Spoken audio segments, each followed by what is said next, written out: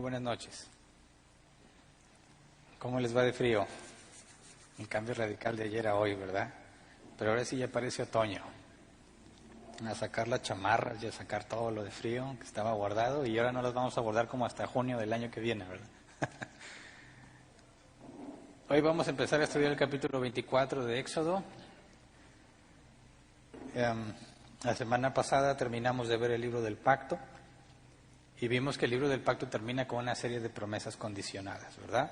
El libro del pacto empieza desde el capítulo 20 al final y termina hasta el capítulo 23. Así que el día de hoy vamos a ver la ratificación del pacto. Ese es el nombre del tema, ratificación del pacto.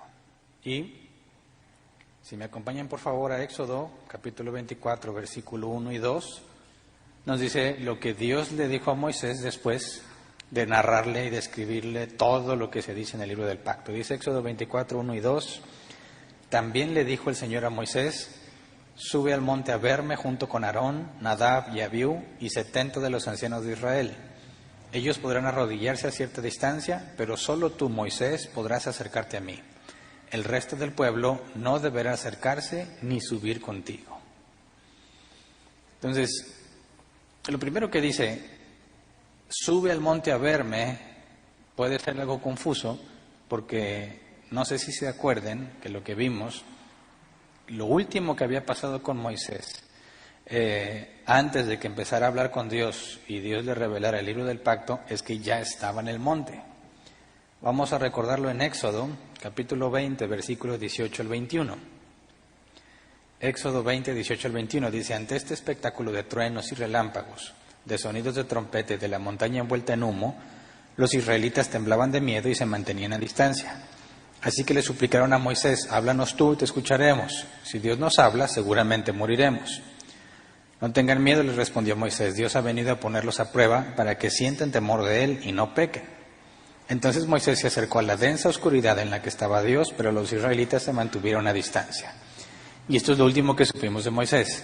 Y cuando dice que se acercó a la densa oscuridad, está hablando de subir al monte, donde Dios estaba manifestando. Los israelitas se quedaron a distancia, pero Moisés se acercó. Entonces, si Moisés ya estaba en el monte, ¿por qué Dios le dice que suba al monte? ¿Verdad? Bueno, puesto que Moisés ya estaba en el monte, cuando le dice sube al monte, no está hablándole como un acto inmediato, sino como algo que tendrá que hacer más adelante, porque vamos a ver que le pide que vaya y hable con los israelitas, y en este caso, cuando le dice, sube al monte junto con Aarón, Nadab y Abiú y 70 de los ancianos de Israel, eso nos permite entender que no hay un problema aquí en la narrativa. Moisés estaba en el monte cuando Dios le dice, ven al monte y tráete a Aarón, a sus hijos y a los 70 ancianos de Israel, o a 70 de los ancianos, no se especifica el número total, implica que tendría que descender, cumplir una serie de instrucciones que vamos a ver y luego subir de nuevo, pero esta vez subiría acompañado. ¿Quiénes son los invitados distinguidos? Porque está especificando quiénes son los que debe de subir, ¿verdad? Aarón, Nadab y Abiú, una familia, bueno, parte de la familia. Aarón, hermano mayor de Moisés, pero el mayor de los hermanos es Miriam, ¿verdad? Y Nadab y Abiú son dos de sus hijos, los mayores. Vamos a Éxodo 6:23, donde se nos especifican los nombres de los 4 hijos de Aarón. Éxodo 6:23, Aarón se casó con Elisabet, hija de Aminadab y hermana de Naasón, y ella le dio 4 hijos, Nadab, Abiú, Eleazar e Itamar. Tiene 4 hijos Aarón, pero Dios invita solo a 2. ¿Qué sentirías si tú fueras el tercero? ¿Qué sentirías si eres el tercer hijo? O el cuarto, ¿verdad? Y Dios específicamente pide a Aarón, sabemos, ¿verdad? Dios ya había hablado con Aarón, pero ¿por qué sus 2 hijos? No está especificado ni por qué solamente 2 hijos. Ahora, si nos adelantamos un poco la historia, sabemos qué va a pasar con esos 2 hijos de Aarón, ¿verdad? Van a morir fulminados por Dios. ¿Por qué Dios los trata de esta manera si Dios sabe, digo, Él es omnisciente, si Él ya sabe lo que estos 2 hijos de Aarón van a hacer? Dios sabe perfectamente que Él los va a consumir en un instante por el pecado. Sin embargo, les da un trato especial. un trato diferente comparado con el resto de los hijos de Aarón y el resto de los israelitas? ¿Por qué ellos dos acudirían junto con los ancianos de Israel? Bueno, no lo sabemos, pero podemos ver que no es la primera vez en la Biblia, no es la única vez en la Biblia que Dios hace algo así. Por ejemplo, Judas Iscariote. Dios obviamente ya había ordenado lo que sucedería con Jesús, que sería traicionado y que Judas Iscariote sería quien lo entregaría. Y Jesús fue muy claro cuando hablaba de que uno de los 12 era del diablo y que uno de los 12 era mejor que no hubiese nacido, ¿verdad? Bueno, nació para perderse, decía la Escritura. Y Judas, aunque nadie sospechaba de él, Jesús tenía en claro que él era quien lo iba a traicionar. Pero aún así, en la última cena le lavó los pies también a Judas, ¿verdad? Y nos dice la Escritura que cuando le preguntaron que quién era el que había de traicionarlos, Jesús dijo: aquel a quien yo le dé un bocado de pan, ese es. Y en el contexto cultural de aquel entonces, cuando el anfitrión, que en este caso es Jesús, aunque no están en la casa de Jesús, pero es Jesús quien pidió que se organizara esta cena, y era Jesús el que deseaba tener esta última cena con los discípulos, además de cumplir con la ley de Moisés, que era con respetar la festividad de la Pascua, Jesús anhelaba tener esa cena por lo que representaba. Y cuando Jesús le da un bocado de pan a Judas, en el contexto cultural de aquel entonces, cuando el anfitrión le daba un bocado directamente a uno de sus invitados, está indicando ante todo el que lo viera que ese invitado es especial y distinguido con respecto a los demás. Entonces, la señal que a lo mejor a nuestra lectura, sin considerar el contexto, cuando Jesús dice: a quien yo le dé el bocado de pan, parece que es una señal X, ¿verdad? Es como si dijera: aquel que tenga, no sé, una camiseta verde, o a quien yo le dé esto, o al que yo pase y le dé un codazo. No, en ese momento del tiempo, en esa cultura, hacer eso era reconocerlo como un invitado especial y distinguido. Y Judas, a tal grado llegó su hipocresía, que ya estaba decidido, ¿verdad?, a entregar a Jesús, ya estaba palabrado con los líderes judíos, aún así tuvo la hipocresía de aceptar el bocado y no decir nada. Judas, que sabía exactamente cuánto era el precio que le iban a pagar por Jesús, 30 piezas de plata, el precio de un esclavo, ¿verdad?, como vimos en el libro del pacto, acepta ese bocado, acepta el trato distinguido, pero no dice nada.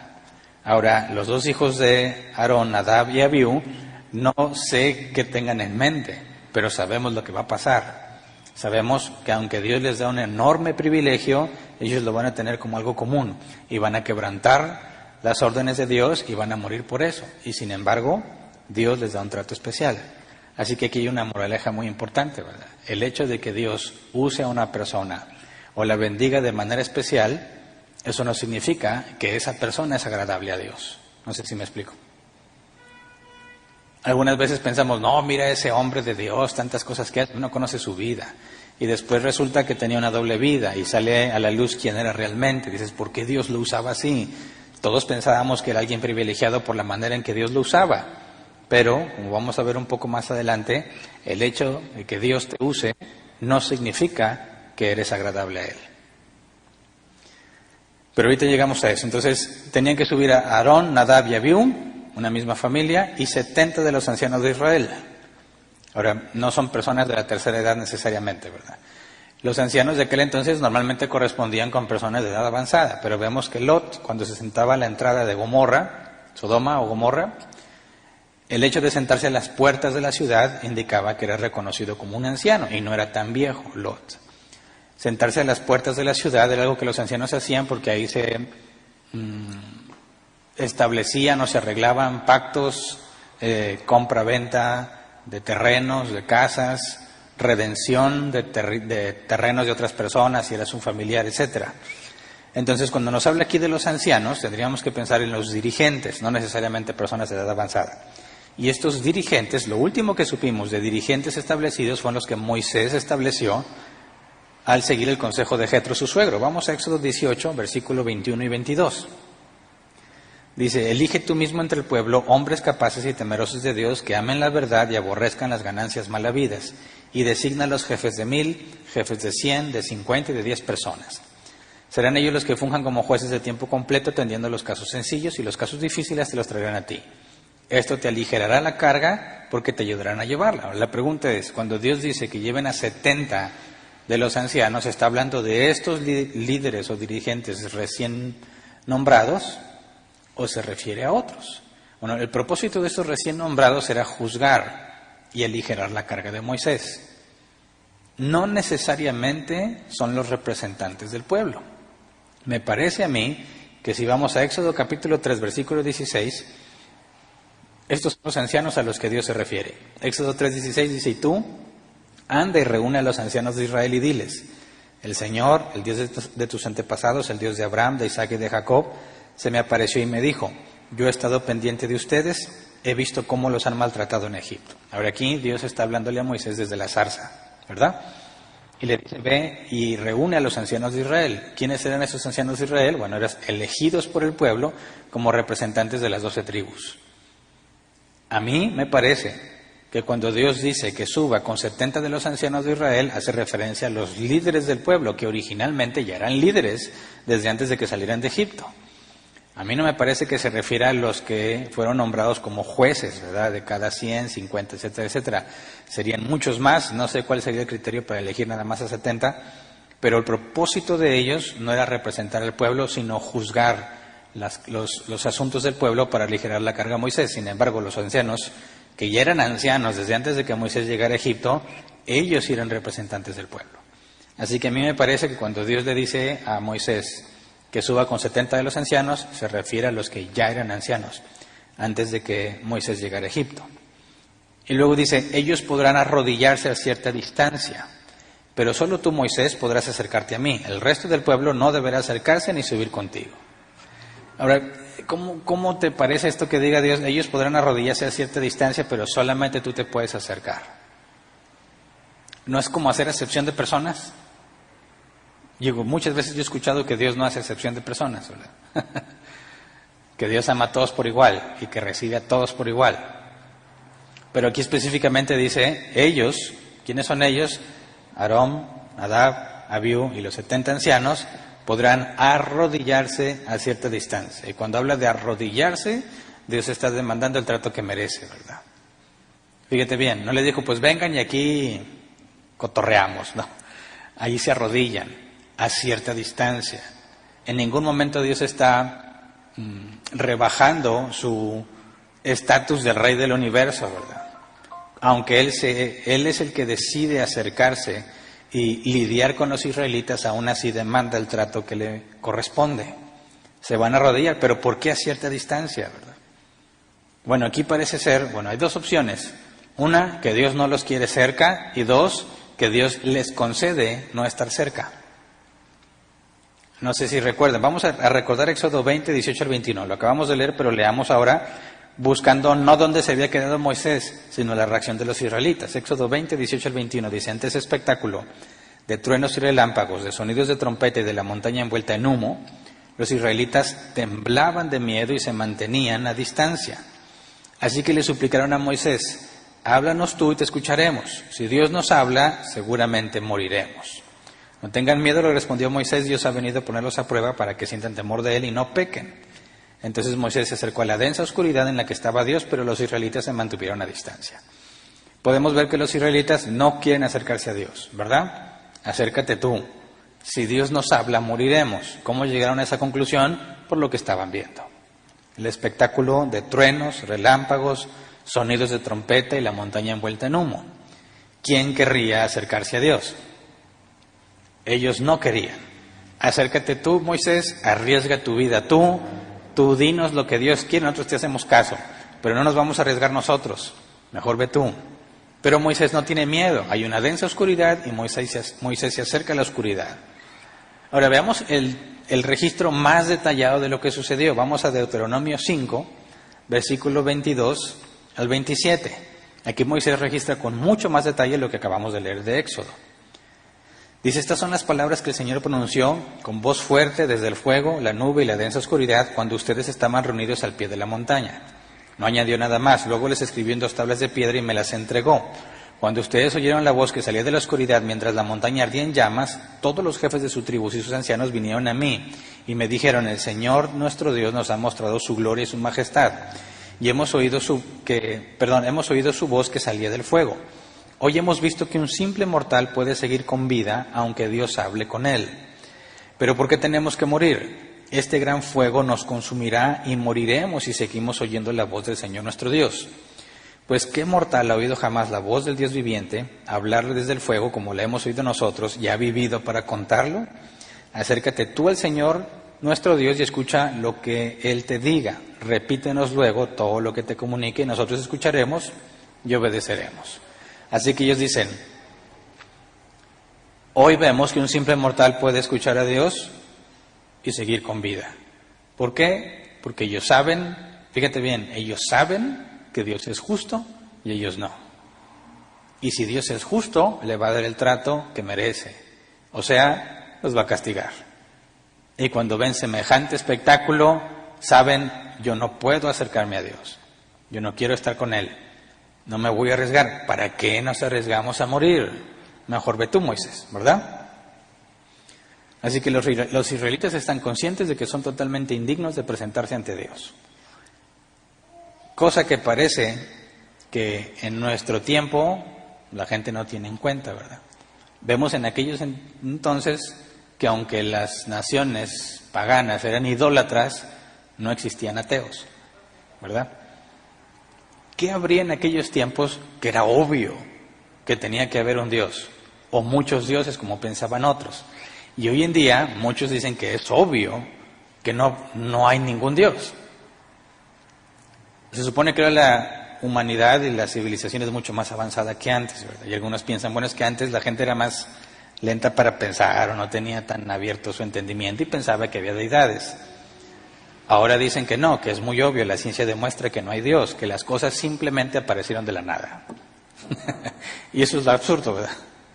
Que profesando ser sabios son más necios que los de antes. Digo, el entendimiento, al menos de un idólatra, que reconoce que tiene que haber algo, para que exista algo tuvo que haber algo que lo creara, ¿verdad? Y aunque ellos llegaban a la conclusión de que era una multitud de dioses, reconocían que es absurdo pensar que simplemente las cosas aparecen de la nada. Cosa que hoy en día algunos consideran que es lo más racional que puedes pensar. Consideran que es absurdo que nosotros pensemos que hay un creador, porque a ellos les suena como ilógico. Pero realmente lo ilógico está en pensar que la nada crea todo. Y además de que lo crea, establece órdenes y leyes. Y configura el universo con valores específicos para que permita la vida. Pero todo fue un simple de la nada, nadie lo creó. Eso resulta más absurdo. Pero entonces los israelitas no se quieren acercar, están conscientes de que ahí está Dios, no lo niegan y son conscientes de que no son dignos. Luego Deuteronomio 5, 27 al 31 dice, acércate tú al Señor nuestro Dios y escucha todo lo que Él te diga. Repítenos luego todo lo que te comunique y nosotros escucharemos y obedeceremos. El Señor escuchó cuando ustedes me hablaban y me dijo, he oído lo que este pueblo te dijo. Todo lo que dijeron está bien. Ojalá su corazón esté siempre dispuesto a temerme y a cumplir todos mis mandamientos para que a ellos y a sus hijos siempre les vaya bien. Ve y diles que vuelvan a sus carpas. Pero tú quédate aquí conmigo, que voy a darte todos los mandamientos, preceptos y normas que has de enseñarles para que los pongan en práctica en la tierra que les daré como herencia. Y ese último versículo se refiere al libro del pacto que ya estudiamos. Pero el punto importante aquí es que les dice, ok, váyanse a sus carpas. O sea, no se asusten, váyanse, apártense. Les concedo quedarse lejos. Si nos preguntáramos, en ese contexto y con lo que vieron, ¿quién se animaría a acercarse a Dios y darle un gran abrazo? ¿O Dios estaba esperándolo con los brazos abiertos? Cuando les dice, Moisés, tú puedes acercarte, pero ellos que se arrodillen a la distancia. ¿Pedirles que se queden a la distancia es un impedimento o es una concesión? Pienso yo, si tú dices, no, Dios les dijo, no, tú no, y la gente se quedó con ganas de acercarse, ¿verdad? No, pues yo quería acercarme, pero Dios no me dejó.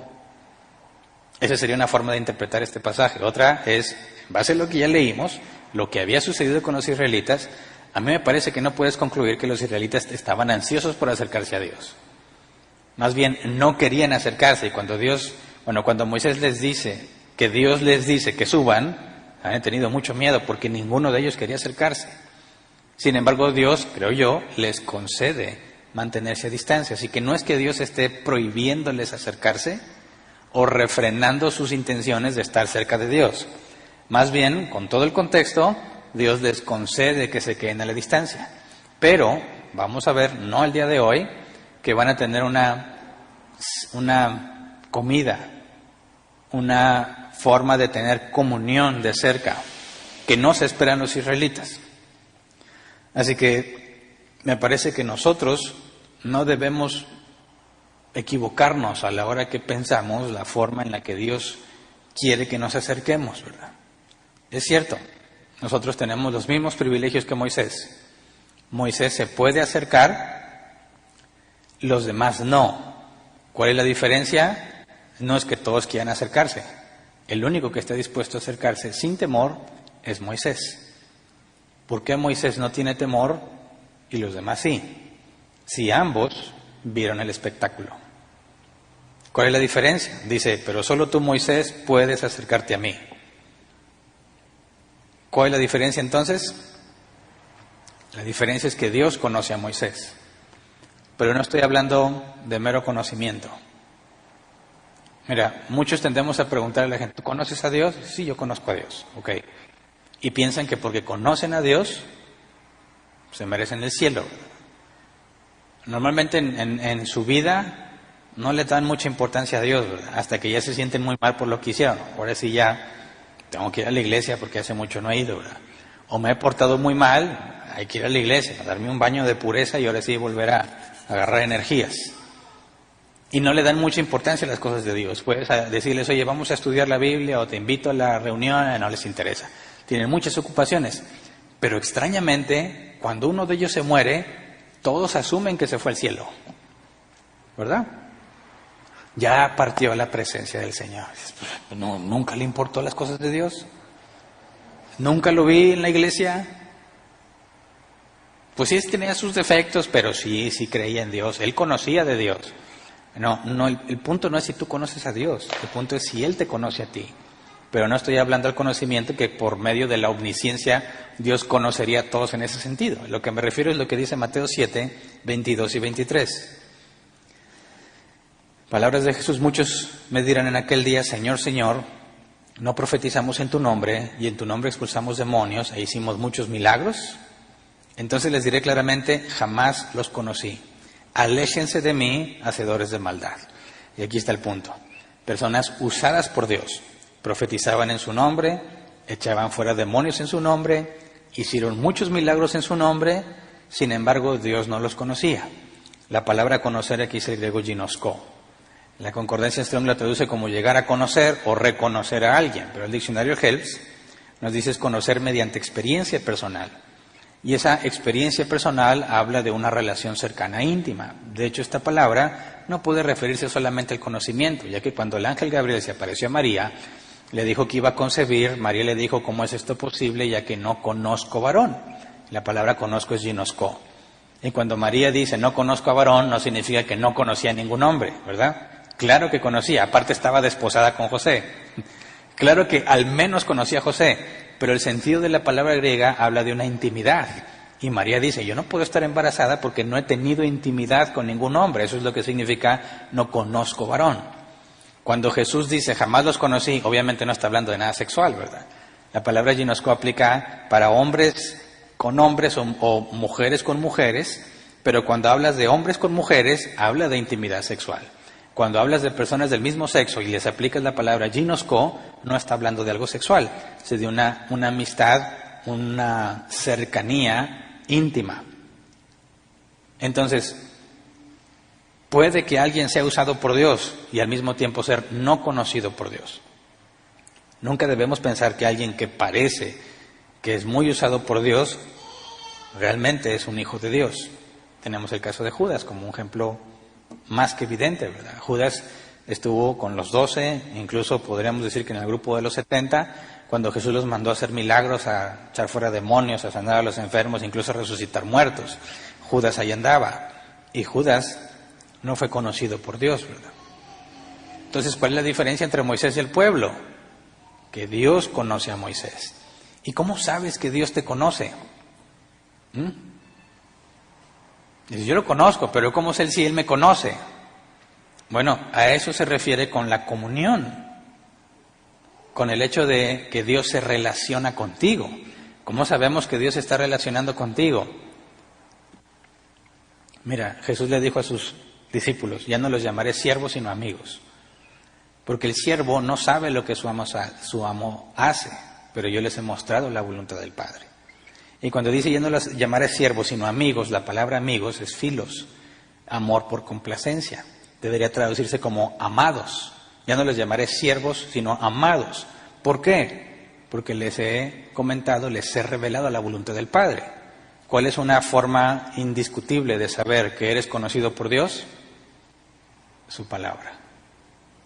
Entendimiento de su palabra, que Él te muestra lo que significa. Algo que muchos cristianos nunca experimentan. Te lo digo porque durante 13 años, aunque leía la palabra y algunas cosas las entendía, 13 años y ser ignorante de la Biblia, dices, eso no es normal. Obviamente tuve muy malos maestros y yo era muy negligente, y esa es la combinación que hace que las cosas queden mal. Porque puedes tener un mal maestro y tú ser diligente, y la Biblia es clara, ¿verdad? Si tú buscas, Él te va a dar. Dios galardona a los que lo buscan. Cualquiera que tenga un mal maestro, pero le ruega a Dios que le muestre su palabra, Dios no se lo va a negar. Y podría salir de esa mala doctrina, ¿verdad? Podrás tener un muy buen maestro, pero si tú eres negligente, de nada te va a servir. Pero la combinación que nos tiene así es cuando tienes un mal maestro y aparte tú eres negligente. Entonces si no avanzas. Y como quiera te piensas cristiano porque hiciste una oración de fe. Pero como sabes que Dios te conoce. Ahí está el punto. Fíjate la diferencia. Dios le explica a Moisés todo el contenido del libro del pacto. Y luego Moisés va y vamos a ver que se lo lee a los israelitas. Pero ¿a quién se lo explicó? ¿Con quién tuvo comunión para hacerle entender la ley de Dios? Y ya vimos que la ley nos manifiesta la naturaleza de Dios, cómo es Él, es un espejo para entender cómo somos nosotros y un medio en el que Dios refrena la maldad. Entonces Dios se toma el tiempo con Moisés para explicarle estas tres cosas. Le está diciendo, este soy yo, así eres tú, y estas son las formas en las que vas a refrenar la maldad de todos. Pero fíjate el trato especial hacia Moisés. Tú te puedes acercar a mí porque yo tengo una relación contigo y yo te conozco, yo te he revelado mi palabra, yo te explico a ti directamente. Y eso es lo que Jesús dijo que su Espíritu Santo haría. Él les recordará todo lo que yo he dicho. Él los guiará a la verdad. Ahí está la evidencia de que somos conocidos por Dios, cuando su Espíritu Santo te lleva a comprender cada vez más la palabra. No digo que simplemente la sepas y que te sepas la explicación, no, sino que la entiendes y la comprendes. Y eso es lo que hace que seas diferente. Así que bueno, queda claro, aunque hay una distinción entre Aarón y sus dos hijos y los 70, aún así hay otra más clara entre Moisés y todos los demás. Así que Moisés desciende del monte y habla con el pueblo. Vamos a Éxodo 24:3. Moisés fue y refirió al pueblo todas las palabras y disposiciones del Señor, y ellos respondieron a una voz, haremos todo lo que el Señor ha dicho. Cuando dice refirió el pueblo todas las palabras y disposiciones del Señor, estamos viendo que les está platicando lo que Dios le dijo, pero aún no escribe el libro del pacto, como vamos a ver más adelante. Por tanto, tuvo que haber sido una especie de reseña, porque vamos a ver que lo va a leer completo el libro. Así que baja y les platica grandes cosas. Mira, esto es lo que Dios me dijo, son estas leyes, más o menos así y así. Como ven, haremos todo lo que el Señor ha dicho, ¿verdad? Bien seguros ellos. ¿En serio? ¿En serio lo vas a hacer? Esa es otra característica de aquellos que no son conocidos por Dios, que creen que son capaces de seguir a Dios por sus propias fuerzas. No se les ha revelado quiénes son en realidad. La imagen que ellos tienen de sí mismos es falsa. Piensan que tienen la capacidad de hacer lo que Dios les ha pedido. ¿Se acuerdan? Estamos estudiando eso en Fundamentos. Es humanismo. Mira Dios, lo único que necesito es que me digas qué hacer y con eso lo hago. Error. Vamos a las palabras del apóstol Pablo en Romanos 7, versículo 14 al 25. Pablo. ¿Quién era Pablo? todo lo que hizo, la forma en que Dios lo usó. Dijo que fue al tercer cielo, no sabía si en cuerpo o en espíritu, y lo que escuchó no se le permitía decirlo. Y era tan grande la revelación que Dios le envió un mensajero de Satanás que lo abofeteara para que no se volviera presumido.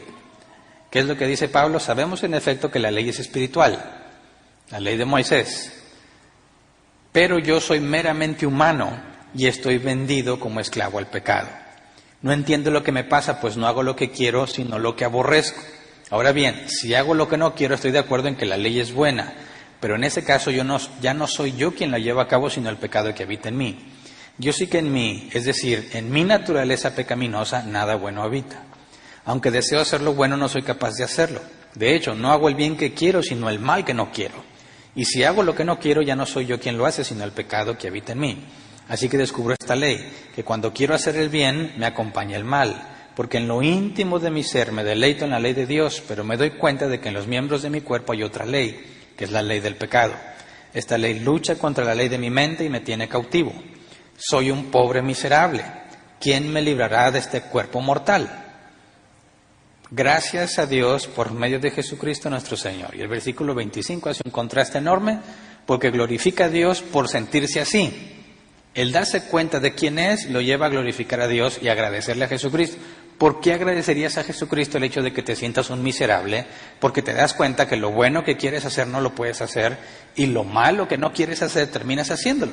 Precisamente porque esa es la revelación que todo hijo de Dios recibe cuando es regenerado.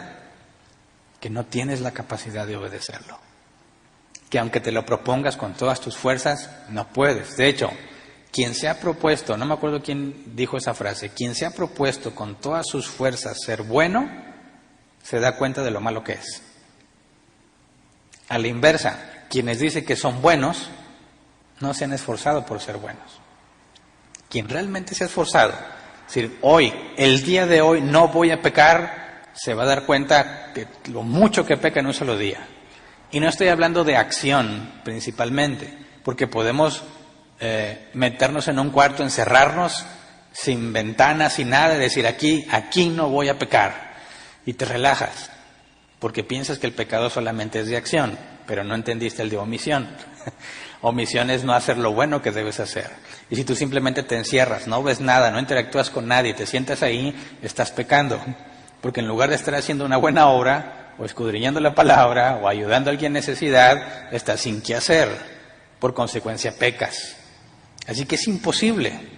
Pero Moisés sabía que era un miserable y que no se merece estar ante Dios y que Dios podría consumirlo en un instante por su pecado. Claro. Entonces, ¿por qué Moisés confía? Porque Dios lo ha perdonado. ¿Me explico?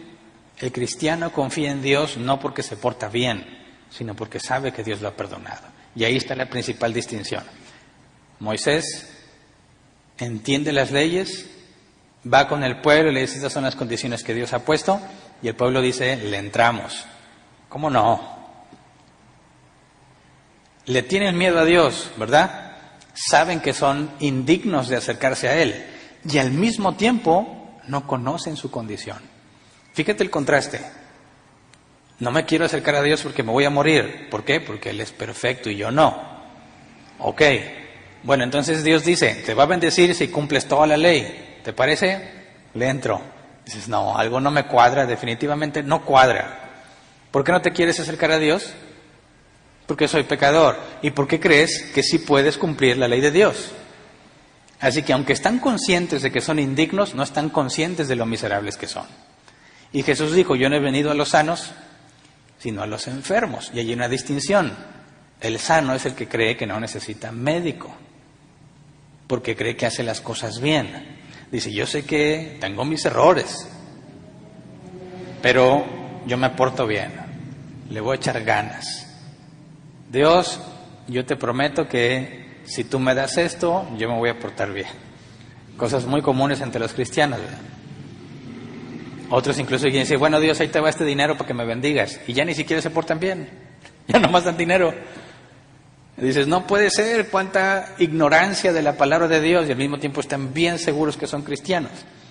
¿Cuántos cristianos, si tú les lees, mira, esto es lo que Dios te propone, que si tú lo obedeces sin falta, Él te va a bendecir. ¿Cuántos dirían amén? Muchísimos, muchísimos le entrarían, bien seguros. Dices, no puede ser.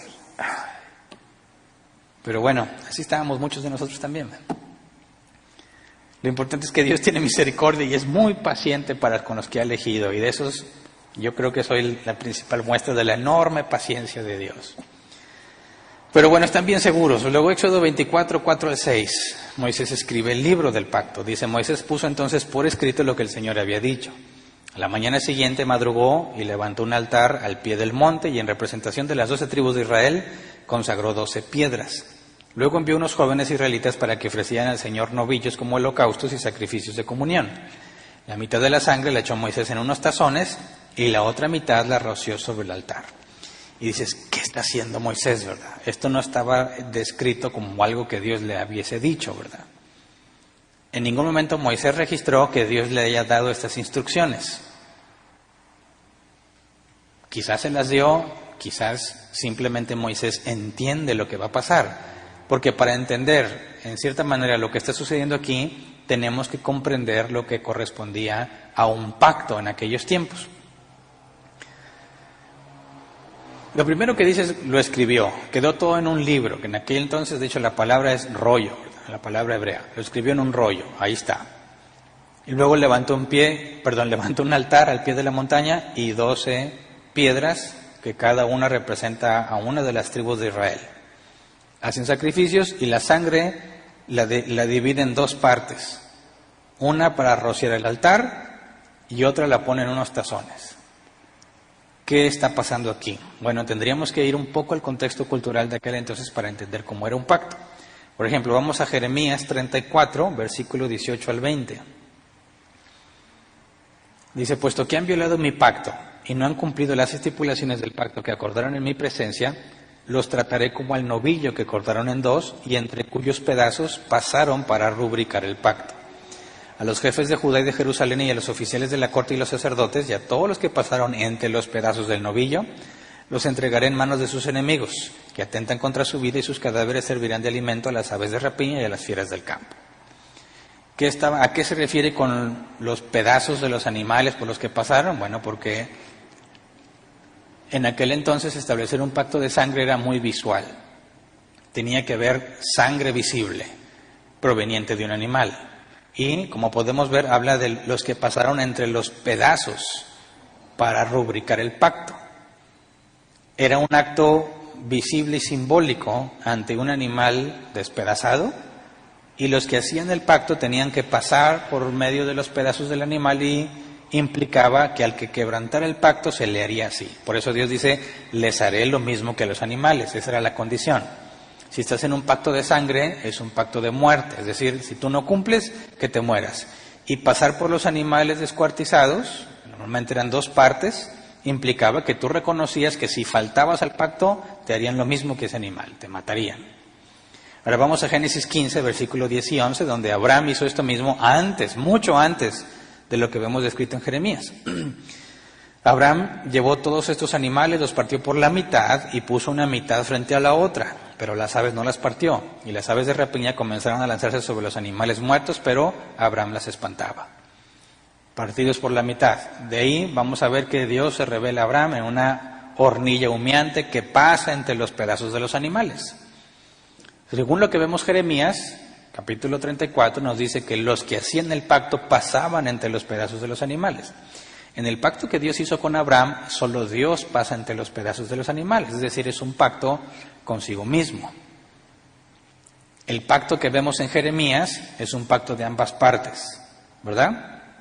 El pacto que vemos con Abraham es un pacto unilateral, solo Dios pasó por los animales, es decir, Dios está comprometiéndose con Él mismo a cumplir. Ahora, ¿qué está haciendo Moisés aquí? Levanta un altar, que es el de Dios, y 12 piedras, que es cada tribu de Israel. Pide que se hagan sacrificios. Esos sacrificios son de comunión o de paz con Dios, sacrificios expiatorios. Y luego, la sangre la divide en dos. ¿A qué se parece? ¿Por qué la sangre y por qué la representación de las tribus? Imagínate que quisieras hacerlo al pie de la letra, es decir, Dios va a hacer un pacto con todos los israelitas, así que partimos los pedazos y vamos a esperar a que todos los israelitas pasen, pues cuando acabas, ¿verdad? No sería para nada práctico. ¿Qué hace Moisés? Establece 12 piedras en representación del pueblo y una piedra, o un altar, perdón, que es representación de Dios. Dice, la mitad de la sangre la echó Moisés en unos tazones, la otra mitad la roció sobre el altar. Bueno, los tazones ahorita vamos a ver por qué, y la mitad que se roció sobre el altar, más adelante vamos a ver que Dios va a instituir que eso se haga cuando se le ofrezcan sacrificios, se tenía que rociar con sangre para purificar las cosas, pero lo vamos a ver en capítulos más adelante. El punto que era por qué se rociaba la sangre de la víctima, o sea, del animal que había sido ofrecido como sacrificio, por qué se rociaba sobre el altar. El comentario Licos dice, esta era la forma en la cual la víctima, que era un representante del pueblo ante Dios, o un representante de quien ofrecía el sacrificio, esta era la forma en que era entregada a Dios como expiación. Es decir, se mataba al animal y se derramaba su sangre sobre el altar como una forma de Dios representado en el altar, recibiendo la sangre de este animal para que en lugar de matarme a mí, recibiera la sangre de ese animal como si fuese mi vida. Es decir, es un sacrificio expiatorio, te quita la culpa. Y aquí está haciendo un pacto. Se ofrecen los sacrificios y con la sangre se rocía el altar diciendo, esto es en lugar de nosotros.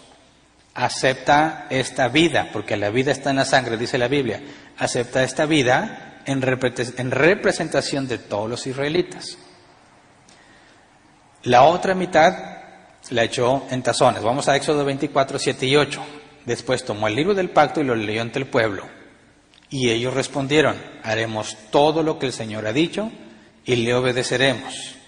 Moisés tomó la sangre, roció al pueblo con ella y dijo, esta es la sangre del pacto que con base en estas palabras el Señor ha hecho con ustedes.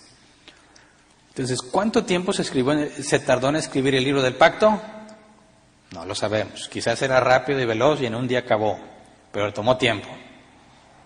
Segundo, ¿cuánto tiempo se tardó en reunir a todo el pueblo y leerlo? Ahora, ¿cómo le hizo para que todos lo oyeran? No sé si alguna vez te ha llamado la atención eso y decir, oye, ¿cómo le hacían en aquellos tiempos? Si con micrófono, a veces aquí dicen, no se oye. Imagínate en esos tiempos que tienes a 12,000 personas y tienes que leerles el libro. ¿Cómo le hacías? ¿Simulabas bocinas o que había repetidores? No, se dice que se buscaba en lugares altos y las habilidades de esos hombres, incluso en el siglo XV, XVI, no, el siglo XVIII, XIX, predicadores famosísimos, bíblicos, predicaban a multitudes simplemente con su voz en un lugar adecuado, cosa que ahora no vemos como algo común, porque no hay necesidad. Pero en aquel entonces, el que hablaba en público tenía mucha potencia en su voz, de manera que escogiendo el lugar adecuado podía llegar a muchas personas. El punto es que, imagínate la organización. Oigan, Moisés escribió un libro y quiere que todos nos reunamos para que hagamos un pacto oficial con Dios. Así que órale, júntense, niños y todo, imagínate el escándalo, ¿verdad? Niños, siéntate ya, está hablando Moisés. No sé, trata de verlo en la realidad, ¿verdad? Muchas veces nos imaginamos todos los israelitas así serios escuchando. Y a poco los niños antes eran bien portados. Siguen siendo iguales, imagínate. No sé si algunos dijeron, no, pues a ver quién se queda a cuidar a los niños y le platicamos lo que se dijo, ¿verdad? Porque no vamos a poder con los niños allá. No sabemos. El punto es que está reunida toda la asamblea. Tuvo que haber tomado un buen tiempo. Ahora sí, Moisés lee todo el libro. Y ellos dicen, haremos lo que el Señor ha dicho y le obedeceremos. Ok. Moisés tomó la sangre, roció al pueblo con ella. O sea, roció el altar que representaba a Dios y luego rocía al pueblo. Aquí no queda claro si son las 12 piedras o si le aventó a los que alcanzó del pueblo, ¿verdad? No sé. Pero el punto es que la sangre está sobre ambas partes, lo que era necesario para un pacto de sangre, que en otras circunstancias era representado con el animal en mitades y pasar por el medio de las mitades. Necesariamente te manchabas de sangre. La sangre rociada sobre el altar y la sangre rociada sobre los israelitas ya sea esparcida sobre la gente o sobre las 12 piedras, establece los requisitos básicos para un juramento en 2 partes. Dios se compromete, los israelitas se comprometen. Está condicionado. Si Dios falla el pacto, los israelitas podrían demandar, pero Dios nunca falla. Si los israelitas fallan, Dios ya no cumple las promesas. ¿Quién la lleva de perder? Los israelitas. ¿Pero pueden verlo? No, no son capaces de verlo. Así que se ha establecido oficialmente un pacto de sangre. Pero no sé si estas palabras, sobre todo el versículo 8, cuando dice esta es la sangre del pacto, no sé si eso te lleva a recordar otro pasaje, por ejemplo, Mateo 26, versículos 27 y 28. Mateo 26, 27 y 28, después tomó la copa, dio gracias y se la ofreció diciéndoles, beban de ella todos ustedes. Esta es mi sangre del pacto, que es derramada por muchos para el perdón de pecados.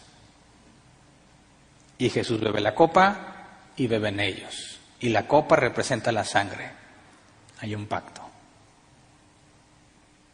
La diferencia es que no es condicionado. ¿Me explico? El pacto que hacemos en Cristo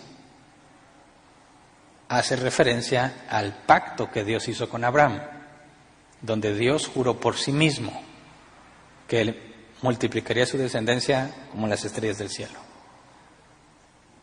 Cuando en el nuevo pacto vemos los elementos representados simbólicamente en la copa, ¿verdad? No es sangre literal. Aunque acababan de ofrecer el sacrificio de Pascua, Jesús dice, esta es mi sangre, no la sangre de los animales como en el caso de Moisés, mi sangre.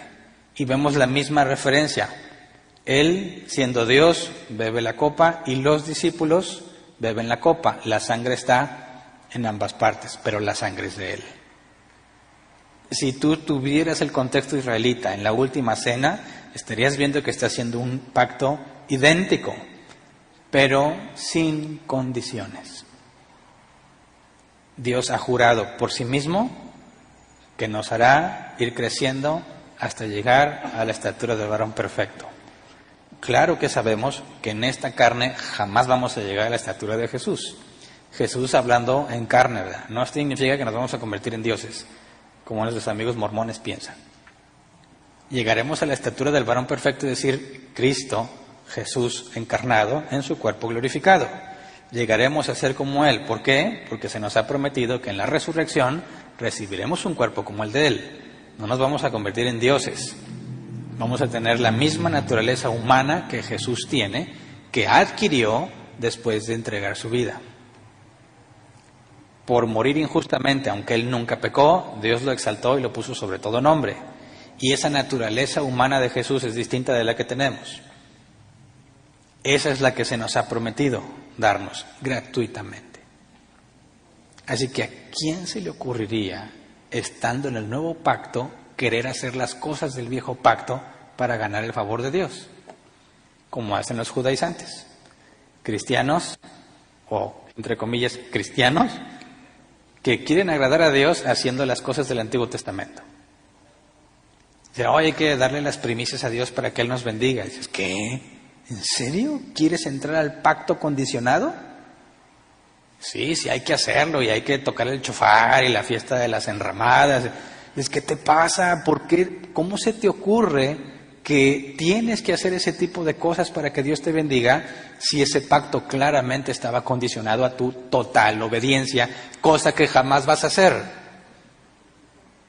Pero no piensan en eso, ni saben eso. Lo que quieren es la bendición, ¿verdad? Si le llevo las primicias que tienes garantizado todo el año, y ya le digo porque ya viene el nuevo año, ¿verdad? Si traes las primicias, mira, año asegurado, es como comprar el seguro del carro, por un año. ¿Y me tengo que portar bien? No, tú nomás tráelas, es lo que dice la Biblia, trae las primicias. Pero qué grave error, tratar de agradar a Dios despreciando su sangre. Tratar de agradar a Dios diciéndole, Señor, lo que Jesús hizo por mí no me sirve. A mí échame la ley de Moisés. Esa. Yo quiero que me bendigas y que abra las ventanas de los cielos hasta que sobreabunde. si traigo las diezmos al alfolí. Te das cuenta de lo absurdo que es. Pero hoy los tienes felices, ¿verdad? Hay otros que no se van a ese extremo de ser judaizantes o judaizados. Pero dicen, Dios, yo me he portado bien, así que me merezco una bendición. ¿Cómo que te has portado bien si nomás la estás regando todo el día? Todo el día la estás regando, todo el día estás pecando. ¿Con qué cara dices, Dios, me he portado bien, dame una bendición? Otra vez más ignorancia. Mi punto es, el nuevo pacto es por mucho superior a la ley de Moisés. Y si la ley de Moisés, si tú cumplías lo que se requería, te daba grandes bendiciones, ¿qué clase de bendiciones están en el nuevo pacto? Las que mucha gente no quiere, porque las bendiciones de la ley de Moisés son terrenales, ¿verdad? Y las del nuevo pacto, celestiales. Las de la ley de Moisés son en esta vida. Las del nuevo pacto, la vida venidera. ¿Cuál prefieres? Muchos prefieren, no, a mí échamelas ya. ¿Para qué las quiero ya? Pero si piensas en la eternidad, imagínate que se pudiera representar con una línea. En la eternidad, ¿qué tanto de esa línea representa toda tu vida en esta tierra? Sería un puntito. Y la gente dice, no, a mí no me importa cómo voy a estar en la eternidad, en ese puntito yo quiero tener. Dices, no, puede ser, es totalmente absurdo. Pero bueno, así éramos también nosotros, ¿verdad? Y nos decíamos cristianos, y a lo mejor lo éramos, si naciste de nuevo, aunque estamos bien desnutridos de la palabra de Dios, y bien ignorantes de la palabra de Dios, y bien negligentes en nuestro estudio de la Biblia, Dios decidió tener paciencia y misericordia. Y si estamos aquí, no es por nada que nosotros hayamos hecho bien, sino porque a Él le plació rescatarnos de donde estábamos para gloria de su nombre. Lo que sigue después de esto, que ya no vamos a ver hoy, es impresionante, porque van a comer con Dios. Después de manifestarse en truenos y relámpagos y todo, van a ver a Dios de forma visible y van a comer con Él. Pero ya no nos alcanzaba el tiempo para verse el día de hoy, así que si Dios quiere lo vemos el próximo miércoles. Entonces hasta aquí nos quedamos, vamos a ponernos de pie por favor para orar. El pacto fue ratificado. De aquí vamos a ver un cambio en el trato que Dios les da. Y vamos a seguir viendo cómo los israelitas, a pesar de todos sus errores, siguen sin darse cuenta. Y ese es el punto. Si Cristo no está en nosotros, no podemos discernir las cosas de Dios. Dice la Escritura, se han de discernir espiritualmente. Y si Dios nos ha permitido discernir su palabra, obtenemos una gran responsabilidad. La responsabilidad de vivir conforme a lo que sabemos y la responsabilidad de enseñárselo a otros. Así que hagamos la parte que nos corresponde, ¿verdad? Con paciencia, aprovechando toda oportunidad. Cuando veas a alguien judaizante o a alguien que pretende hacer las cosas del Antiguo Testamento, y que con paciencia decirle, mira, no vas a poder cumplirlo, no te conviene ese pacto, ¿verdad? Ponte a estudiar lo que la Biblia dice, por si Dios les concede entenderlo. Y en nuestro caso, no cometamos el error. Si sabemos que no es por nuestros méritos, no te jactes de lo que eres. Y sobre todo, si sabes que no es por tus méritos, no seas negligente pensando que como quiera Dios te va a bendecir, ¿verdad? La Biblia dice que debemos crecer en la seguridad que tenemos de la salvación. Y es un proceso.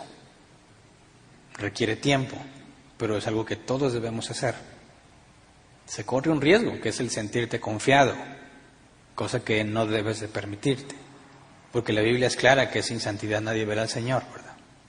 Y somos santos por lo que Él ha hecho, no para ganarnos algo de parte de Dios, sino por todo lo que Él nos ha dado. Y ahí debe estar nuestro enfoque. Así que aunque vemos claramente el error de los israelitas, no se nos olvide lo que leímos del apóstol Pablo. Lo bueno que quiero hacer no lo hago. Lo malo que no quiero hacer termino haciéndolo. Soy un miserable, pero al mismo tiempo el estar consciente de eso me lleva a darle gracias a Dios, porque me lo ha revelado. ¿Verdad? Así que hay mucho que agradecer. Vamos a orar. Señor, gracias por la enorme paciencia que tuviste y has tenido y seguirás teniendo con nosotros, Señor. Por amor a tu nombre, te plació enseñarnos revelarnos cómo somos y quiénes somos en realidad, Señor. Nos has permitido ver tu carácter por medio de tu ley, por medio de tus misericordias, por medio de las gracias que nos concedes, y queremos pedirte que nos permitas vivir de forma congruente a lo que hemos aprendido, a lo que nos has permitido entender de ti. Que no sea algo echado en saco roto, Señor, sino que pueda ser el medio por el cual tú nos transformes. Y nos permites estar conscientes siempre de la enorme misericordia que has tenido con nosotros, para que no se nos olvide cuando hablamos con aquellos que no te conocen. Que siempre tengamos presente que tú toleraste nuestros errores, nuestras rebeldías, nuestras negligencias, que por consecuencia, Señor, tenemos que ser pacientes para con todos los demás. Enséñanos a vivir agradecidos con todo lo que nos has dado, que quizás si nos comparamos con otros podríamos decir que es mucho, que es poco. Evítanos, Padre, el mal de estarnos comparando. No permitas que nos comparemos entre nosotros o con otras personas. Permítenos compararnos contigo, el varón perfecto, para que todos seamos hallados faltos, que todos nos veamos como lo que somos, pecadores que han recibido gracia, gratuitamente han sido declarados justos y salvos, y queremos vivir, Señor, de acuerdo a ese conocimiento. Que ninguno de nosotros se envanezca o se exalte a sí mismo pensando que es una buena persona o que es muy superior por su obediencia a Dios. No, Señor, líbranos de nosotros mismos, líbranos de nuestros malos deseos y nuestros malos pensamientos. No nos entregues al maligno, Señor. No nos permitas ser tentados, Padre, sino fortalecidos en tu palabra. Enséñanos a confiar en ti, a encontrarnos contigo cada que vamos a tu palabra, para que podamos crecer en la seguridad de la salvación que nos has regalado. Gracias de antemano. Amén. Pueden sentarse. Pasemos a la sección de preguntas.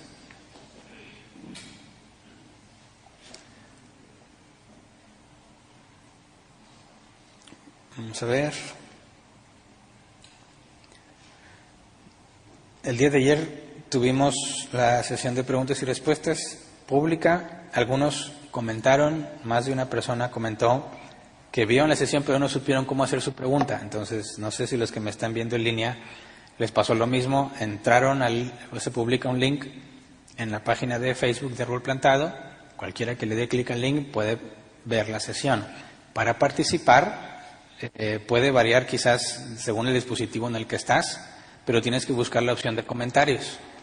En los comentarios, en el chat, ahí es donde haces tu pregunta. Y yo la leo y la voy a tratar de responder. Porque parece que algunos, no sé, según el teléfono donde nos están viendo, quizás esa opción aparece oculta. Si tú la ves en una laptop o en una computadora, luego te aparece el chat. Pero si estás en un dispositivo más pequeño, quizás tienes que buscar la opción para verlos. Y ahí escribes tu pregunta y yo voy a tratar de responderla. Las preguntas que se hacen aquí también llegan de aquellos que hagan su pregunta en los comentarios, ya sea en YouTube o en Facebook. Los que estamos aquí pueden participar usando el grupo de WhatsApp de multimedia. Quien no sepa cuál es ese grupo, ahí están unos códigos QR pegados aquí alrededor en el auditorio para que los escanees con WhatsApp y en automático te agrega. Y se habilita la opción de que tú puedes escribir en ese grupo solo mientras estamos aquí, ¿verdad? Si alguien quiere hacer una pregunta fuera de este tiempo en el que estamos respondiéndola, no la vamos a responder porque no hay quien tenga el tiempo para estarla revisando. Así que si haces tu pregunta en este lapso de tiempo, va a ser respondida. También me he encontrado que algunos encuentran un video viejo o de días anteriores y hacen su pregunta. No la vamos a responder tampoco. Ese grupo o esta sección de preguntas y respuestas está diseñada mientras estamos en vivo, para los que están aquí o para los que nos acompañan en línea. Así que espero que con eso quede más claro y ya no haya confusión para la próxima sesión o mientras estamos aquí. Y bueno, déjame ver las preguntas de hoy. Jacel Ramírez, ¿cuántas veces el pueblo de Israel se reunían para oír la ley? ¿Ellos se congregaban como hoy en día en la iglesia lo hace, de alabar a Dios y de dar gracias y escuchar el Evangelio? No es lo mismo. Digamos que la forma en la que ellos se congregaban, por decirlo como algo similar, donde se congregaban todos, serían las fiestas anuales, que ya vimos hace poco. Se ofrecían sacrificios y muchas cosas que eran algo cotidiano, pero no implicaba la reunión de la asamblea. Para que la asamblea se reuniera, para que todos los israelitas se reunieran, se requería de una festividad anual. Incluso los de fuera tenían que venir. Pero si tratáramos de encontrar un símil o un equivalente a lo que hacemos cada domingo, no había. Más adelante vemos que en los tiempos de Jesús se reunían en la sinagoga el día de reposo. El día de reposo estaba diseñado para dedicárselo a Dios, pero convivías con tu familia, ¿verdad? No requería reunirte en una asamblea como lo hacemos nosotros. Vemos que en los días de reposo el apóstol Pablo predicaba y entraba a las sinagogas, donde se escuchaba y se enseñaba de la ley de Moisés. Pero eso ya es mucho, muy posterior. En este contexto no hay nada que sea equivalente a lo que hacemos hoy en día. Hazel Ramírez dice otra vez: en esa época de Moisés, los israelitas, cuando querían orar o hablar con Dios, tenían que ir al tabernáculo o lo podían hacer en sus casas o campamento. Mira, vemos en la Escritura que cualquiera podía hablar con Dios. Por ejemplo, Jacob, podías orar y levantar tu voz a Dios sabiendo que Dios te escuchaba, porque es omnipresente, ¿verdad? Omnisciente. Pero si tú buscabas respuestas de Dios, entonces en el contexto de los israelitas ibas con Moisés. Si se trataba de un asunto o un problema, ibas con uno de los jueces nombrados. Y si tu caso era sencillo, ahí quedaba resuelto. Era como si Dios te hubiese dado la respuesta a tu problema, porque Dios había dado leyes que se tenían que seguir. En el caso de que tu caso fuese muy complejo, te atendería el mismo Moisés, que Moisés consultaba a Dios y te daba respuesta. Así que nosotros hoy en día tenemos una diferencia muy importante con respecto a la gente de aquel entonces. Algo que Dios profetizó que sucedería en los tiempos posteriores, en el caso de por medio del profeta Joel, que derramaría su espíritu sobre toda criatura. Y toda criatura no es cada una de las criaturas que existen, sino toda criatura significa sin distinción. Vamos a ver más adelante que Dios va a derramar de su espíritu también sobre los ancianos de Israel, porque Moisés ya no puede con la carga. Pero se limita a un grupo selecto, elegido por Dios. En algunos casos era el rey o algunos profetas específicos. Pero nosotros, en el nuevo pacto, todo hijo de Dios, todo el que nace de nuevo, recibe el Espíritu Santo, algo que solamente en ese contexto Moisés tenía. Así que para nada es la relación que nosotros hoy en día tenemos con Dios, que decimos que Dios está en mí, yo soy uno en Cristo. En ese entonces solo personas específicas tenían esas capacidades. Claro que habían sido nacidos de nuevo, pero no tenían la misma provisión o capacidad delegada por Dios. Por ejemplo, nosotros tenemos dones para servir a los demás. En aquel entonces la gente, los israelitas, no tenían esos dones. Vamos a ver que para construir el tabernáculo Dios le da dones particulares a 2 personas, para que ellos les enseñaran a otros. Pero eso que hizo particularmente con ellos 2, Dios lo hace con cada uno de los que nacen de nuevo. Así que, aunque podían tener comunión con Dios sabiendo que Dios los escuchaba, no es para nada lo que nosotros tenemos hoy en día.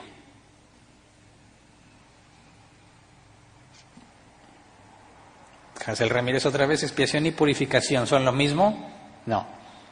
Purificación hablaba de consagrar algo a Dios, ¿verdad? De decir, esto ya no puede ser usado para ninguna otra cosa, Dios lo toma para sí mismo, por lo tanto es puro, nadie lo puede tocar, nadie lo puede profanar, por así decirlo. Por ejemplo, el arca del pacto, cuando, ¿cómo se llamaba este hombre? Ya no me acuerdo cómo se llamaba, se atrevió a tocar el arca, murió de inmediato. No puedes tocar lo que ha sido consagrado, purificado a Dios. Pero cuando hablamos de expiación, esa palabra significa quitar el pecado. Es decir, cuando un animal moría en tu lugar, hacía el acto de expiar tu pecado. Tu pecado era impuesto en el animal y el animal moría en tu lugar pagando la deuda que te correspondía. Así que expiar es quitarte el pecado por medio de un representante tuyo que pierde la vida. Purificar tiene que ver con consagrar cosas a Dios, cosas que son de un uso exclusivo para Él y que Él, por los medios que Él ha determinado, lo considera pura. Esa es la diferencia. Vamos a ver qué otras preguntas hay. Otra vez Hazel Ramírez, aprovecha el tiempo, Hazel. Por lo que hizo María cuando que llevó 2 tórtolas de palomillos. A ver, por lo que hizo María cuando llevó 2 órtolas de palomillos. María. Bueno, no recuerdo ahorita el pasaje de eso, pero ofrecer tórtolas o palomillos era una opción viable en la ley de Moisés para ofrecer sacrificios a Dios cuando no tenías los medios para conseguirte un cordero o un cabrito.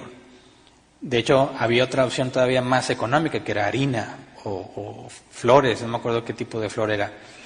Pero según la capacidad económica que tuvieras, o a menos que Dios haya especificado exactamente que eso se tenía que ofrecer, eran las opciones que tenías para hacerlo. En el caso de Abraham, cuando les ofreció, Dios le dijo que lo viera y Abraham parece ser que él eligió qué animales estarían allí. No sabemos qué conocimiento tenía él o si Dios le había dado la instrucción, pero era una forma aceptable a Dios como sacrificio ese tipo de animales.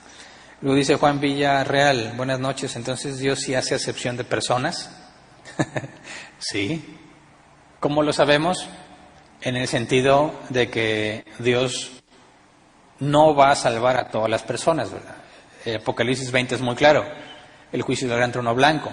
Grandes y pequeños iban a comparecer ante Cristo, ¿verdad? Y se abrirían los libros donde están sus obras y van a ser juzgados según sus obras.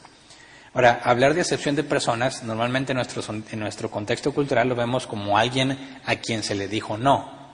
Así que hay que tener cuidado.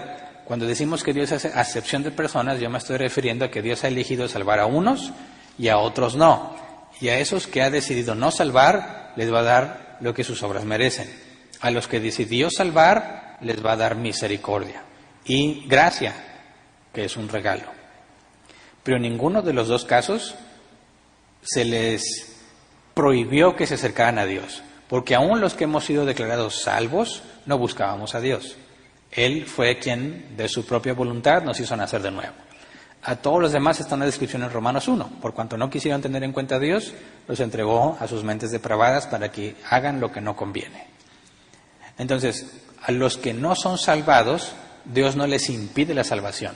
Dios no les niega ser salvos. Al contrario, les da lo que ellos quieren. Ellos no quieren estar con Dios y se los concede. A los que Él ha elegido para salvar, no los deja hacer lo que ellos quieren. Los hace nacer de nuevos para que puedan conocerlo y entonces lo empiecen a buscar. Y cada que se portan mal o se rebelan, los disciplina. Ahí está la diferencia. Pero ni los que se salvaron, ni los que no buscaban a Dios. De manera que cuando decimos que Dios hace acepción de personas, no se debe entender como si Dios le negara la salvación a alguien. Más bien, Dios no le regaló la salvación a alguien que, para empezar, ni siquiera la buscaba, ¿verdad? Así que Dios, cuando decide no salvar a alguien, no es injusto de ninguna manera. Al contrario, va a ser justo y le va a dar lo que sus obras merecen. Y a los que ha decidido salvar, no es justo con ellos, sino misericordioso, y por gracia les regala la salvación. Siguiente pregunta, Antonio Fara dice, cuando la Biblia dice que se rociaba la sangre sobre todos, ¿es en un sentido literal o figurado? Como cuando hablamos de que la sangre de Jesús nos limpia de todo pecado. Bueno, en este caso, como lo comenté, quizás el rociar la sangre sobre los israelitas eran las 12 piedras que tenía ahí, ¿verdad? Para que fuese algo literal. Porque si pensáramos que literalmente roció la sangre sobre todos los israelitas, pues no le hubiera alcanzado, ¿verdad? Así que o fue algo simbólico al simplemente aventárselo a la gente que alcanzó, o roció las piedras, pero me parece que a cada uno de los israelitas no sería factible. Siguiente, la holandesa Ruiz. Dice en el versículo 2 de Éxodo 24, en la versión Reina Valera se nombra a Moisés en tercera persona. ¿Por qué? Pregunta mi esposa Mónica, ¿es posible contar con las bendiciones en esta vida y en la eternidad o solo se tiene derecho a una alternativa? Bueno, son dos preguntas, ¿verdad? Se menciona a Moisés en tercera persona. Sí, no se sabe, estuve leyendo un comentario al respecto, no se sabe si esa parte en específico fue un agregado después de la muerte de Moisés o si Moisés está hablando de él en tercera persona. Pero no hay información más allá. Hasta lo que hemos leído, Moisés no hablaba de sí en tercera persona. Parece indicar que fue algo que se especificó. Ese nivel de detalle se agregó después de la muerte de Moisés. Como vamos a ver, que se habla de la muerte de Moisés y lo que pasó, y obviamente no lo escribió Moisés, ¿verdad? Entonces, si vemos que más adelante se agrega lo que pasó con Moisés después de morir, de que subió al monte y ya no vio la tierra prometida y lo que siguió, obviamente alguien agregó eso en los textos, y es probable que hayan hecho ese agregado en este pasaje. Es una forma de explicar por qué habla en tercera persona. La otra es que, pues así le plació a Moisés hacerlo, ¿verdad? Pero no hay una respuesta específica. Y la siguiente pregunta dice si es posible contar con las bendiciones en esta vida y en la eternidad, o si solo se tiene derecho a una alternativa. Mira, Jesús dijo que no busquemos las riquezas de este mundo, sino las del venidero, ¿verdad? Que nuestro tesoro no esté aquí, sino allá. Nuestros ojos no deben de estar puestos aquí, sino allá. Así que, aunque la promesa es para el reino venidero, eso no significa que Dios no nos va a bendecir aquí. Pero eso queda a su criterio, ¿verdad? Si tú piensas, bueno, es que yo me voy a portar bien y voy a ser diligente, bueno, lee Proverbios y se dice que lo que esperarías, la norma es que te vaya bien. Si tú eres diligente, como dice Proverbios, estarás delante de los reyes. Es decir, tu trabajo va a ser reconocido, vas a ser recompensado con un mejor sueldo, con un mejor puesto, etcétera, etcétera. Pero si tú lees Eclesiastés o el libro de Job, te das cuenta que Dios se reserva el derecho para ponerte a prueba en distintas dificultades para que lo conozcas mejor. De hecho, si tú ves la vida del apóstol Pablo, dime qué tan bien le fue económicamente. ¿Tenía dinero? Sí, recibía dinero y lo usaba para viajar y predicar el Evangelio. Jesús mismo, ¿cómo le fue en esta tierra materialmente hablando? Cuando alguien le dijo, te seguirán donde quiera que vayas, Jesús dijo, el Hijo del Hombre no tiene ni dónde recostar la cabeza. Así que las promesas son para el mundo venidero, el reino venidero, pero eso no significa que Dios no te va a bendecir aquí terrenalmente. Hay muchos cristianos que son muy bendecidos, al mismo tiempo otros son perseguidos y ejecutados por su fe cristiana. ¿Por qué Dios a uno les da y a otros no? Queda a su criterio. Lo que sí podemos deducir de la Escritura es que el principal objetivo de Dios no es hacernos felices, es hacernos a su semejanza, ¿verdad? El principal propósito de Dios no es que seas bendecido materialmente, sino que crezcas para llegar a la estatura del varón perfecto. Así que lo que recibas en este mundo que sea una bendición, ese fue extra, ¿verdad? Ese fue un regalo de Dios. Algo que no está garantizado, pero Él quiso darte. Y por donde lo veas, Él ha sido muy, muy misericordioso y muy abundante en sus dádivas, con muchísimas personas en las cuales me quiero incluir, y hay que vivir agradecidos. Así que no hay que albergar una esperanza de que en esta vida todo me va a ir bien, porque eso no es una promesa. Sin embargo, Dios en su soberanía puede decidir hacerlo. Siguiente, Liliana Garza. Por causa de mi pecado pienso que Dios no me escucha y por eso mismo no me acerco a la oración. ¿Cómo puedo actuar en esto? Bueno, Liliana, necesitas leer más la Biblia. La Escritura dice claramente que podemos entrar confiadamente al trono de la gracia para recibir la ayuda en el momento preciso, en el momento adecuado, según la versión que leas. Decir que porque pecas no te acercas a Dios, muchos usan este ejemplo, es decir, que porque estás enfermo no vas al doctor, ¿verdad? Si Pablo dice, soy un miserable, ¿quién me librará de este cuerpo de muerte? Dice, más gracias sean dadas a Jesucristo. Ahí deja en claro que es precisamente nuestro pecado lo que nos debe llevar a Él. Y como eres pecador y todos somos pecadores, deberíamos estar constantemente viniendo a Él. ¿Me explico? Si Él ha decidido perdonarte y regalarte la salvación, eso significa que nunca te va a dejar. De hecho, la Escritura dice que el Espíritu Santo son las arras de la promesa, dice la Reina Valera 60. La NBI es la garantía. De hecho, el original, esa palabra es garantía o depósito, como lo vemos en una transacción comercial. Vas a comprar algo que cuesta mucho dinero y quieres separarlo, bueno, ese es un depósito. Y ese depósito garantiza que vas a pagar el resto. Nosotros podemos fallar, ¿verdad? Somos humanos, pero Dios, si ha dado el depósito, Él no falla y Él no cambia y Él no se arrepiente. Eso significa que va a terminar la obra que empezó. Así que si conoces cada vez más a Dios, te vas a dar cuenta que a pesar de tu pecado, Él decidió amarte y Él decidió salvarte para gloria del mismo. Así que cada vez que pecamos, debemos acudir a Él, sabiendo que Él ya decidió perdonar todos nuestros pecados. Así que acudimos para pedirle perdón, rogarle que nos dé arrepentimiento, o sea, que nos cambie para que podamos ir creciendo. Jamás el pecado debe ser un factor que nos aleje de Dios, al contrario. Siguiente, Sergio Cortés. En el Nuevo Pacto tenemos que guardar el sábado porque está en los 10 mandamientos. Pues es que mira, si tú dices que hay que guardar el día de reposo, sí, pero no como en la ley de Moisés. En la ley de Moisés se guarda para poder cumplir la condición y recibir la bendición. Nosotros, como aún antes en la creación, que Dios reposó en el séptimo día, en este sentido, cuando Dios incluso establece el día de reposo, vemos que no está inventando el día de reposo, sino que es un tiempo en el que Dios quiere que sus hijos, o los que son de Él, hagan un alto, confíen en Dios, porque dejas de producir y de generar dinero, y aparte te goces en lo que Dios te ha dado.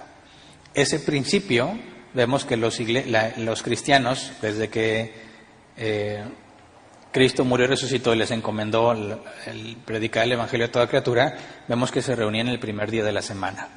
Vemos que se preserva el propósito de separar uno de cada 7 días para consagrárselo a Dios, hacer un alto y dedicarlo al estudio de su palabra. Eso es lo que hicieron los cristianos. De manera que podemos ver que aunque en los 10 mandamientos se menciona el día de reposo, es algo que Dios había instituido anteriormente, y que el principio del día de reposo debe seguir siendo observado por los cristianos, tal como lo hicieron los apóstoles en Jerusalén y en todas las iglesias que se instituyeron por el apóstol Pablo y todos los que predicaron el Evangelio. Pero nosotros no lo obedecemos para obtener una bendición o recompensa. Nosotros lo hacemos para, número 1, descansar en Dios, en el sentido de reconocerlo como nuestro proveedor, porque es un día en el que no trabajamos para generar dinero. Es un día en el que hacemos un alto, tenemos comunión con Él, tenemos comunión con nuestros hermanos en Cristo, y aparte es la esperanza de la vida que tendremos cuando regrese Jesús. Porque cuando Cristo venga, todos los días van a ser domingo en ese sentido, ¿verdad? Entonces nosotros guardamos el día de reposo en un sentido distinto al de los israelitas, pero la observación o el sentido de por qué lo guardamos es el mismo. Y se acabó el tiempo. Muy bien. Ese es un miércoles particular, ¿verdad? Nunca nos habíamos acabado los 15 minutos el miércoles. Que bueno, le sacamos provecho. Es todo entonces. Cuídense. Ahí viene... Bueno, esta semana se queda el frío todavía, ¿verdad? Así que cuidémonos, porque si de por sí el coronavirus y eso, ¿verdad? Que estamos, dicen las autoridades, hay una especie de rebrote, hay que cuidarnos más, con mayor razón por las temperaturas, ¿verdad? No vaya a ser que no tienes COVID, pero tienes que ir a esos lugares donde está todo el COVID de lo que da. Es para que exponernos, ¿verdad? Vamos a cuidarnos. Confiemos en Dios, que nosotros hacemos la parte natural. Nadie se puede morir antes de tiempo ni después de tiempo, ¿verdad? Así que humanamente hacemos lo que corresponde. Dios tiene el control de nuestras vidas y Él sabe cuándo nos va a llamar a su presencia. Mientras tanto, nos esforzamos por obedecerle, así que, si Dios lo permite, nos vemos aquí el próximo domingo para seguir estudiando el tema del libre albedrío. Ahí está la caja de las ofrendas para el que quiera ofrendar, para que este lugar se mantenga funcionando. Y es todo. Espero, deseo que Dios los bendiga. Nos vemos la próxima reunión.